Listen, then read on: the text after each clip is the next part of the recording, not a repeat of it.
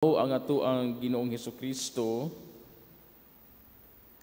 nagpabilin una siya dinhi sa kalibutan ug nagpakita siya mga tinun-an sa unsang mga rason.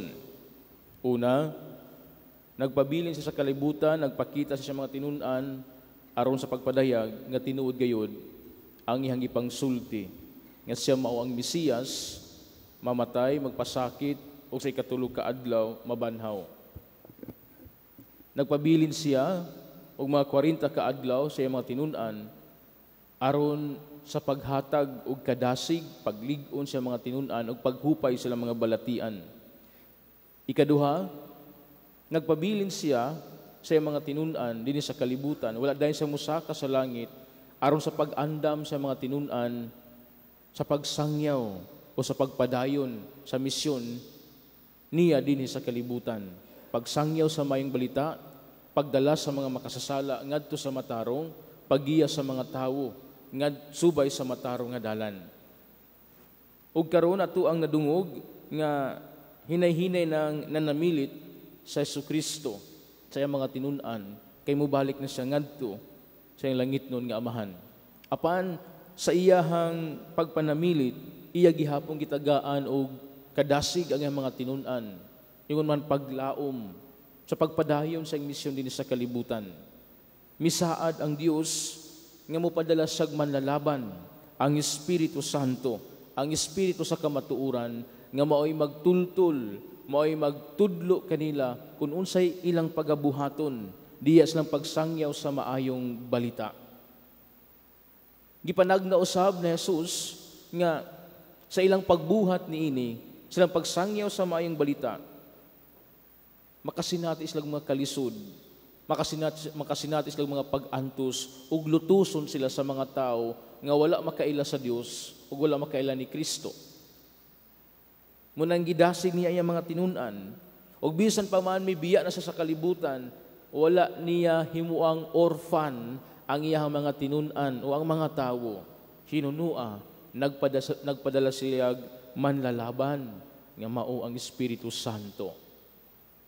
Ug mao nang ang mga tinun-an ni Jesus nadasig gayud sa pagpadayon sa misyon dinhi sa kalibutan. Gani diya sa unang pagbasa atong nadungog nga pinaagi sa pagsangyaw sa maayong balita sa mga apostoles nila ni San Pablo, daghan sila og nakabig.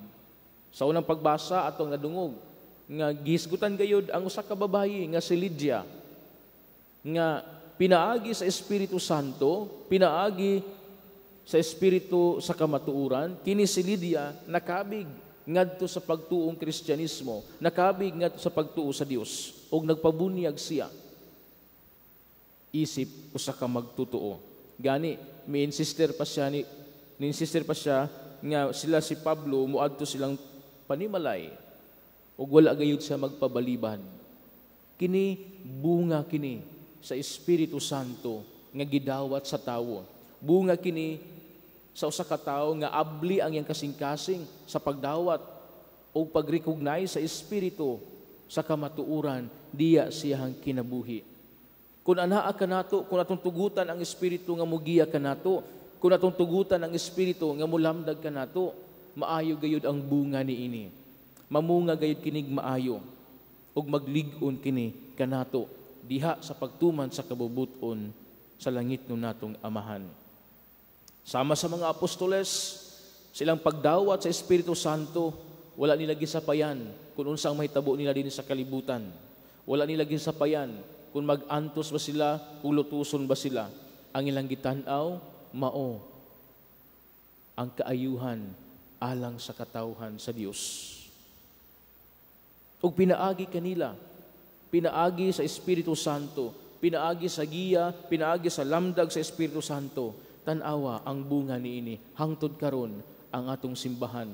Bisan pa man nagatubang og mga kalisod, bisan pa man adunay mga skandalo diya sa simbahan, bisan pa man giun sa pagbatikos ang simbahan, bisan pa man giun sa pagsakit ang simbahan, nagpabilin lang gihapong lig-on ang simbahan.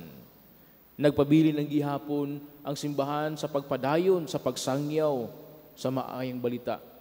Nagpabilin lang gihapon ang simbahan sa pagpadayag sa kamatuoran nga gibilin sa Dios dinhi sa kalibutan. O kita usab isip mga magtutuo. Kita nga midawat og mituo sa Dios. Abli unta usab ang atong tagsatag sa kakasing-kasing nga modawat sa presensya sa Espiritu Santo. Aron sa ingon, may sama usab kita sa mga apostoles nga madasigon, lig-on nga musangyaw sa maayong balita, lig-on nga musaksi sa kamatuuran, lig-on nga musaksi ni Kristo dinhi sa kalibutan, taliwala sa makalisod nga atong masinati gumikan sa atong pagkamagtutuo, gumikan sa atong pagsangyaw sa maayong balita. Munang sa atong pagpadayon, sa atong pagpanikay-sikay nining kalibutana, sa ato ang pagpadayon sa pagpuyo o pagpaningkamot sa pagpuyo sa kinabuhing Dios nun, pangayon nato kanunay ang giya, ang tabang, ang lamdag sa Espiritu Santo nga mao ang atong maglalaban. Aron sa adlaw-adlaw natong pagkinabuhi, siya kanunay ang magtudlo kanato kung unsay atong buhaton diha sa atong tagsatag sa kakaugalingon. Pangayo nato yang tabang aron sa ingon, dili kita mahalayo sa Dios, dili kita mahamulag sa Ginoo. Hinunua, pinaagi sa Espiritu Santo, kanunay kitang anaa sa matarong nga dalan. Kanunay kitang malamdagan sa kahayag nga magtultul kanato ngadto sa kaluwasan. Pangayon usab nato ang tabang ni San Felipe Neri, na kundiin pinaagi usab sa Espiritu Santo. Pinaagi siyang pagdawat, pinaagi siyang pag-abli sa kaugalingon. Siya nakatuman siyang gibuhaton dinhi sa kalibutan isip usa ka pari, og nakapamunga pa siya og mga bunga nga dalaygon, nga kundiin hantud karon ato siyang gipasidunggan, gumikan siya mga maayong panig-ingnan nga nabuhat dinhi sa kalibutan ug ang iyang nakontribute diha sa simbahan.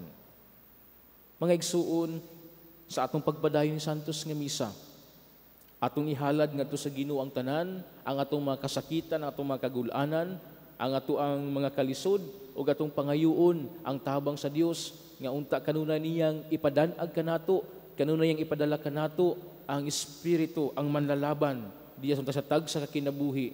Aron sa ingon, lig-on gihapon kitang mupadayon, lig-on gihapon kitang manikay-sikay, madasigon gihapon kitang mutuman sa kabubuton ug kasuguan sa Dios dinhi sa kalibutan. Aron sa ingon, kita usab mamunga og mga bunga nga mga maayong panig-ingnan sama sa mga santos, sama sa mga apostoles nga nagpakita og maayong panig-ingnan alang kanato.